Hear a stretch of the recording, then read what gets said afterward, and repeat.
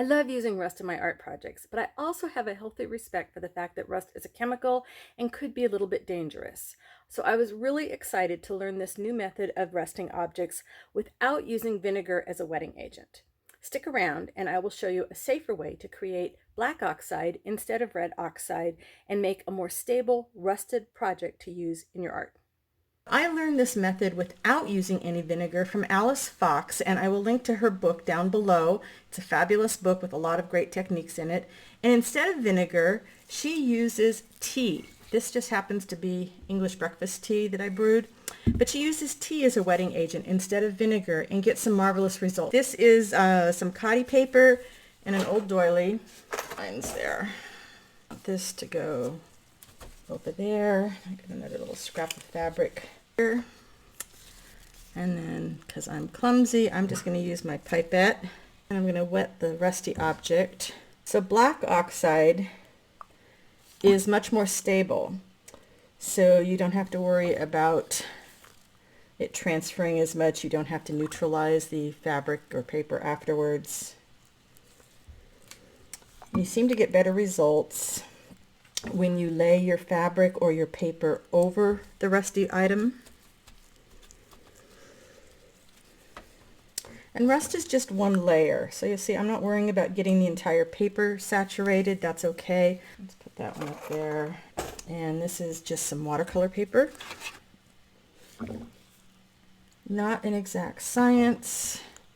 What's really nice about using the tea is you can get, I get shades of gray, sometimes with a little hint of purple to it. You get some orange, you get some blacks, you just get a variety of colors. And then of course if you're using an herbal tea, you're going to get something else as well. Some of you might be coordinated enough where you could just pour it out of your mug, but I know me. I know me enough to know that where I would be pouring it would be probably all over my lap. Look at that. So I'll just, keep going out until I see the color that I want. I'll just keep going out and adding more tea to this. I'm not going for a composition because I figure anything that I get on fabric can either stay in one piece or it can get cut apart. There's no rhyme, no reason, and that's okay.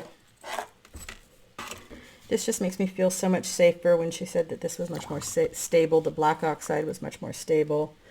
If there's a chemist person watching this, I'm sure they'll have something else to say about it, and that's great. You can educate me. I love learning new things, especially when it comes to being safe with working with our art stuff.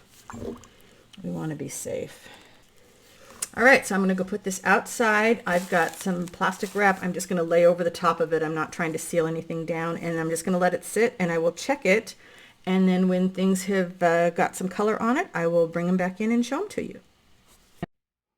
So I am back. It has been 24 hours. That's all it took to get all this fabulous color on this paper and on the fabric. I am so thrilled with this.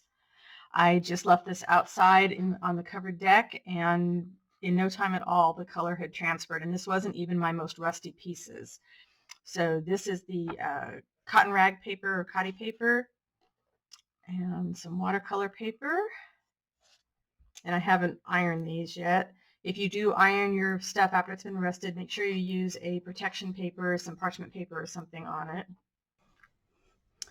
So look at the variety of colors that you get here. You get the black, you get the rust, you get some tea colored, you get some great variety. Now, I didn't try to do any kind of a composition. If I had, I would have possibly centered this a little bit more. Totally planning on cutting this apart. I can cut this apart and then stitch that onto something else. So you've got black and gray tones, brown tones, and rust tones. Isn't this gorgeous? I am just really thrilled with this. And this was because I had this folded over, so I kind of have a mirror image on here, which might be kind of fun to play with. But you get some nice variants of the colors. You could do this with some herbal tea and get even more of a variance. Just a lot of possibilities, of course, when you rust, and a lot safer, in my opinion, when you're not using the vinegar to create the red oxide. Instead, you are creating the black oxide by just using the tannins that are in your tea. So what do you think? Think you might go ahead and try to rust some paper and fabric to use in your art projects? Let me know down in the comments what you think. I look forward to seeing you here next time.